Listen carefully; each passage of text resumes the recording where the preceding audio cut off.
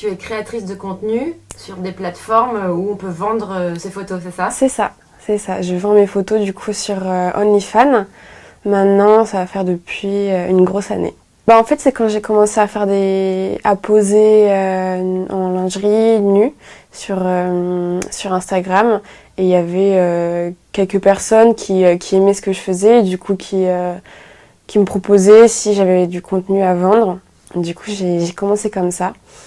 Et je me sentais bien avec ça. Je me sentais pas dégradée. Donc je me suis dit, si on peut se faire de l'argent grâce à ce qu'on aime faire, carrément. Normalement, les profils de mineurs sur Instagram devraient être plus surveillés, plus encadrés et plus protégés pour les protéger non seulement des autres, des prédateurs sexuels qui existent sur ces réseaux sociaux, mais aussi de leur propre naïveté parce que beaucoup de mineurs ne se rendent pas compte des dangers. En fait, à partir du moment où tu fais des OnlyFans et tout, tu montes ton corps sur les réseaux, on va dire, les gens ils se croient tout permis avec toi, tu vois. Genre, comme je t'ai dit, on m'a parlé de films porno, genre si je voulais en faire.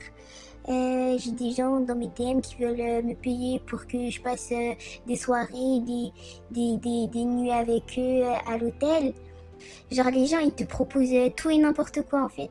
Et si t'es vraiment dans la merde, t'acceptes tout et n'importe quoi, tu vois. Que ce soit OnlyFans, cette plateforme qui a véritablement explosé durant le confinement, qui permet à des créateurs de contenu de partager des photos ou vidéos à caractère essentiellement pornographique en échange d'argent versé par les utilisateurs. Comment expliquer le succès d'une telle plateforme? Que ce soit Instagram, Facebook, Snapchat, comment expliquer que ces plateformes sont de plus en plus prisées par des personnes de tout âge et parfois même très jeunes qui n'ont qu'une chose en tête, avoir un maximum d'abonnés et un maximum de likes. Si on change un petit peu de registre et qu'on aborde des thèmes comme le sexe en dehors du mariage ou alors l'avortement, comment expliquer que beaucoup de gens sont d'accord sur ces thèmes, que la majorité des gens sont presque unanimes sur ces thèmes en disant que oui, le sexe en dehors du mariage c'est tout à fait normal et oui, l'avortement c'est un droit auquel chaque femme doit avoir accès sans restriction. Comment expliquer que sur des thèmes aussi importants, les gens vont tous avoir plus ou moins le même avis?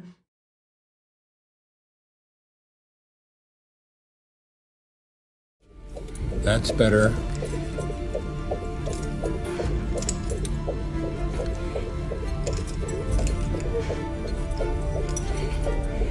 Weaker.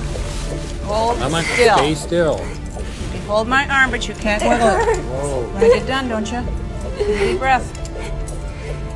Just hold the probe in place so I can see what I'm doing. Okay. Up there. It just moved away from the catheter. They always move. That's why I do it this way.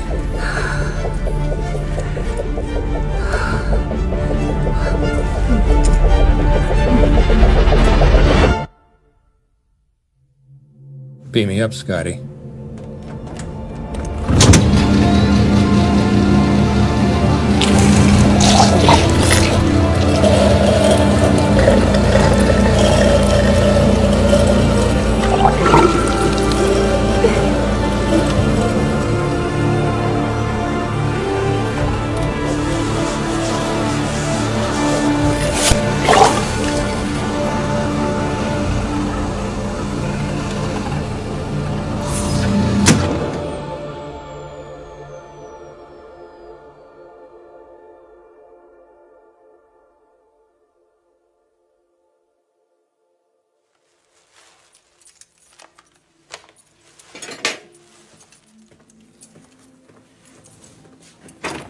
Where the hell is she going?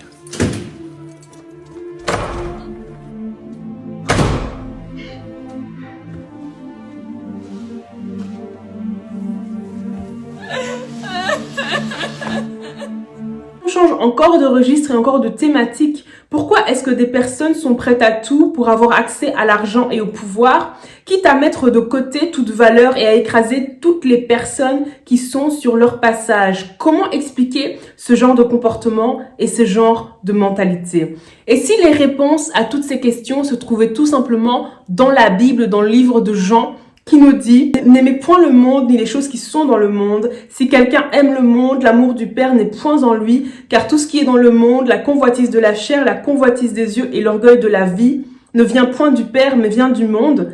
Et le monde passe, et sa convoitise aussi, mais celui qui fait la volonté de Dieu demeure éternellement. » Et si la réponse à toutes les questions dont on s'est posé, ce serait que tout simplement, il y a un certain système de pensée qui régit le monde, il y a un certain raisonnement qui sont injectés dans les mentalités, dans la société, dans les personnes pour les pousser à se comporter d'une certaine façon. C'est exactement ce dont nous allons parler durant les prochaines semaines. Chaque jeudi à 18h, nous allons parler de l'esprit du monde. Nous allons voir qu'est-ce que c'est l'esprit du monde, comment est-ce que l'esprit du monde agit, c'est quoi exactement la convoitise de la chair, c'est quoi exactement la convoitise des yeux, c'est quoi exactement l'orgueil de la vie et comment est-ce que ces choses fonctionnent. Et on va voir concrètement en fait comment est-ce qu'on peut identifier ces différentes choses dans la société et surtout on va voir comment en tant qu'enfant de Dieu on peut sortir en fait du monde pour être dans la volonté de Dieu et avoir la mentalité du royaume de Dieu. C'est toutes les thématiques que nous allons aborder chaque jeudi à partir des 18h. J'espère véritablement que cette série de vidéos va te plaire, va te bénir, va te permettre de te rapprocher de Dieu et de comprendre en fait certaines des choses qui se passent dans la société. Donc si c'est quelque chose qui te parle, je te donne rendez-vous chaque jeudi à partir de 18h dans les prochaines semaines pour aborder cette thématique, que ce soit d'un point de vue purement biblique, mais également d'un point de vue d'actualité, parce que nous allons aussi voir comment est-ce que la société évolue par rapport à ça. Alors j'espère vraiment que cette vidéo t'a béni. Si c'est le cas, n'hésite surtout pas à la partager autour de toi. Donc moi je te retrouve lundi pour notre Monday Talk et puis jeudi à 18h pour parler de l'esprit du monde. Encore merci d'avoir suivi cette vidéo jusqu'au bout et à très bientôt pour une prochaine vidéo. Bye.